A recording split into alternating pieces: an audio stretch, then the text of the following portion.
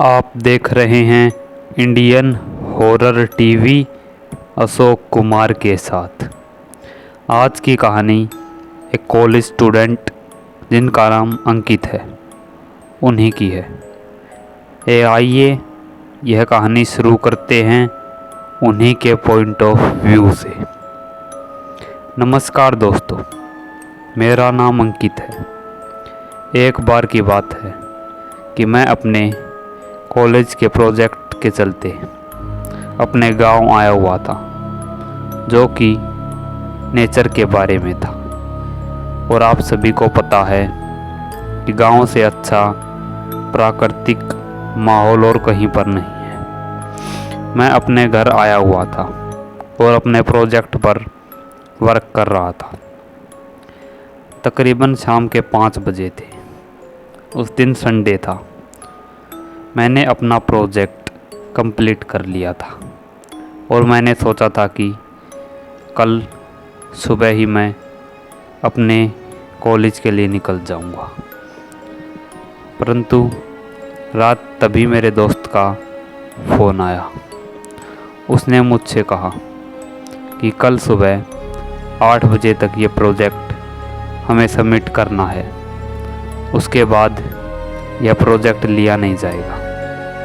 उसकी बात सुनकर मैं थोड़ा हैरान हो गया और सोचने लगा कि अभी तो अंधेरा होने वाला है, अभी मैं कैसे जाऊं। मैंने अपने घर वालों से कहा कि मैं रात में अपने हॉस्टल जा रहा हूं, परंतु मेरे घर वालों ने मुझे मना कर दिया और मुझसे कहा कि रात में सफ़र करना सही नहीं होगा।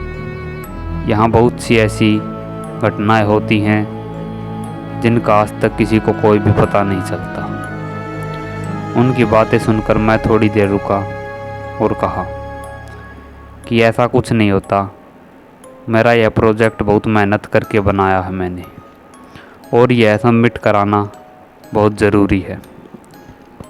मेरी ज़िद के आगे मेरे घर वाले हार गए और मैं अपना सामान पैक करके वहाँ से निकल गया। मेरा गांव कुछ ज़्यादा विकसित नहीं था। उसका एक पुराना सा टूटा फूटा बस स्टैंड था। रात के तकरीबन 9 बज गए थे और मैं बस स्टैंड पर खड़ा हुआ था। मुझे खड़े हुए तकरीबन 1 घंटा हो गया था, परंतु कोई भी बस अभी तक नहीं आई थी। अचानक मुझे काले गहरे अंधेरे में 2 लाइटें चमकती हुई दिखाई दी।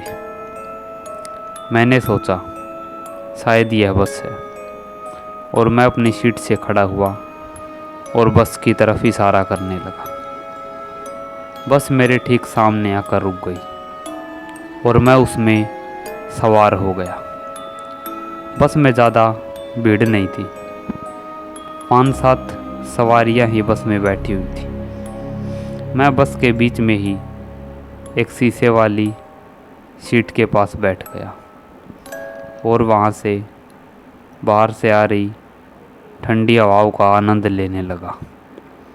तभी कंडक्टर मेरे पास आया और उसने मुझसे कहा कि कहाँ जाना है आपको। मैंने उनसे कहा कि मुझे दिल्ली यूनिवर्सिटी में जाना है। उसने मुझे टिकट दिया और वहाँ से निकल गया। मैं अपनी सीट पर अकेला बैठा हुआ था और मुझसे आगे एक लड़का जो कि मेरी ही हम उम्र का था, वह भी बैठा हुआ था, और वह भी मेरी तरह खिड़की से बाहर देख रहा था। तभी कंडक्टर ने अपनी सीट से उठते हुए कहा कि सभी ध्यान से सुनो, कोई भी अब खिड़की नहीं खोलेगा। सब अपनी खिड़की बंद कर ले और खिड़की से बाहर कोई भी नहीं झांकेगा, और सब चुपचाप शांत बैठे रहेंगे। कंडक्टर की बात सुनकर मेरा ध्यान उसकी तरफ गया और मैंने देखा कि ड्राइवर और कंडक्टर दोनों काफ़ी डरे हुए हैं। वह रास्ता बिल्कुल सुनसान था और दोनों तरफ बड़े बड़े पेड़ों से भरा जंगल था। अमावस्या की वो काली रात जो कि किसी के भी अंदर खौफ पैदा कर सकती है। उस काली रात में रोशनी बस की हेडलाइट ही कर रही थी। कंडक्टर और ड्राइवर काफ़ी डरे हुए थे। मैंने जब यह देखा तो मैं थोड़ा चिंतित हो गया। मैंने उनकी बात मानी और अपनी खिड़की बंद कर दी। बस में तकरीबन सभी ने अपनी खिड़की बंद कर ली थी, परंतु मेरे से आगे बैठे उस लड़के ने उस कंडक्टर की बात नहीं मानी।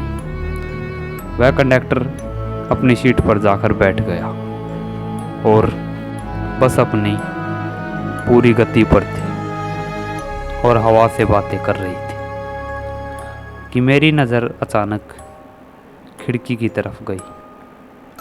मैं यह देखकर हैरान हो गया कि हमारी बस के साइड में ही एक भेड़िया, जो कि किसी आदमी की तरह लग रहा है, परंतु उसका मुंह भेड़िए की तरह था, वह लगातार हमारी बस के साइड में भागे जा रहा था। उसके काले बाल, लाल चमकती आंखें और बड़े बड़े नाखून और दांत को देखकर मैं काफ़ी घबरा गया था। वह लगातार हमारे बस के साइड में भागे जा रहा था। मैं उसे देखकर काफ़ी डर गया, परंतु मैंने अपनी मुंडी सीधी ही रखी और सामने देखने लगा कि अचानक मेरे से आगे बैठे लड़के की नज़र उस भेड़िए पर गई और वह चिल्लाने लगा। उसकी आवाज़ सुनकर उस भेड़िए ने उसकी तरफ घूरते हुए देखा और अचानक बस के ऊपर लपका और दूसरे ही पल उस लड़के को खिड़की से खींच कर ले गया। यह मंजर देखकर मेरे होश ठंडे हो गए और मैं थर थर काँपने लगा। मेरे हाथ पांव लगातार काँपे जा रहे थे और मैं काफ़ी डर गया था। मैंने देखा कि वह भेड़िया उसे जंगलों में ले गया। बस ड्राइवर ने ब्रेक मारे, परंतु तब तक वह उसे ले जा चुका था और अगले ही पल उसकी एक दर्दनाक चीख सभी को सुनाई दी। यह सब देखकर और सुनकर सभी यात्री और ड्राइवर कंडक्टर थर थर काँप रहे थे। ड्राइवर ने फिर से बस स्टार्ट की और बस को भगा दिया। बस अब हाईवे पर चढ़ने ही वाली थी कि तभी वह भेड़िया फिर से बस के साइड में दौड़ने लगा। अब उसके सफ़ेद दांत खून से रंगे हुए थे, जिनमें कि मांस अटका हुआ था, और उसकी खून सी लाल आंखें अब मेरी तरफ देख रही थी।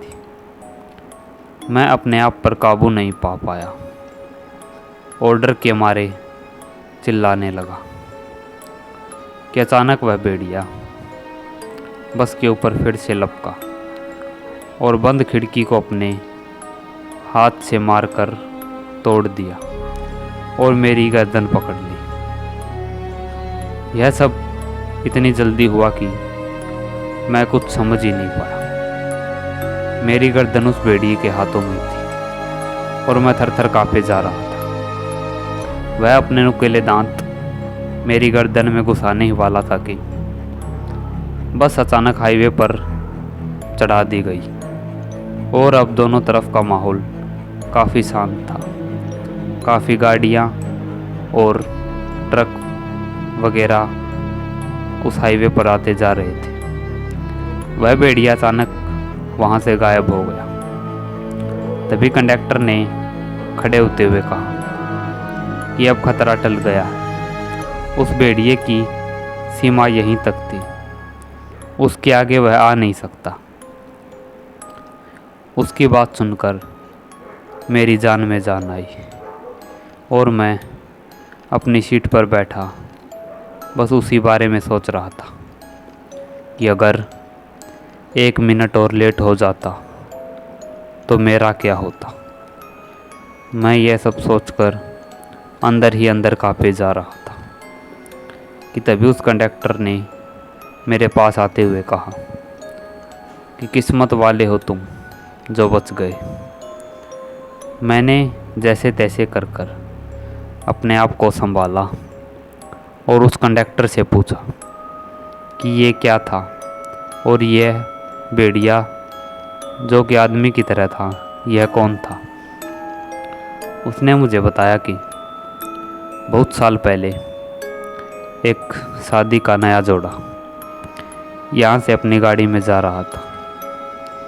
गाड़ी में दूल्हा और दुल्हन बैठे हुए थे, परंतु वह दुल्हन किसी और से प्यार कर रही थी। उसने अपने प्रेमी के साथ मिलकर अपने पति को इसी रोड पर मार दिया था और उसकी लाश को यहीं पर फेंक दिया और उसे एक भेड़िए ने खा लिया। तभी से उसकी आत्मा एक मानव भेड़िया बन गई है और वह यहाँ से गुजरने वाले लोगों को अपनी पत्नी की आग में बदला लेने के लिए मार देती है। उसकी बात सुनकर मैं और थर-थर काँपने लगा और उसके बाद मैं कभी भी रात में सफ़र नहीं किया। तो दोस्तों, आज की कहानी में बस इतना ही। आप देख रहे हैं इंडियन हॉरर टीवी। वीडियो अच्छी लगी हो तो लाइक, कमेंट और शेयर कीजिए। अगर चैनल पर नए हैं तो चैनल को सब्सक्राइब कीजिए। जल्द ही मिलते हैं एक और डरावनी और खौफनाक कहानी के साथ। तब तक के लिए सुनते रहिए इंडियन हॉरर टीवी की हॉरर कहानियाँ।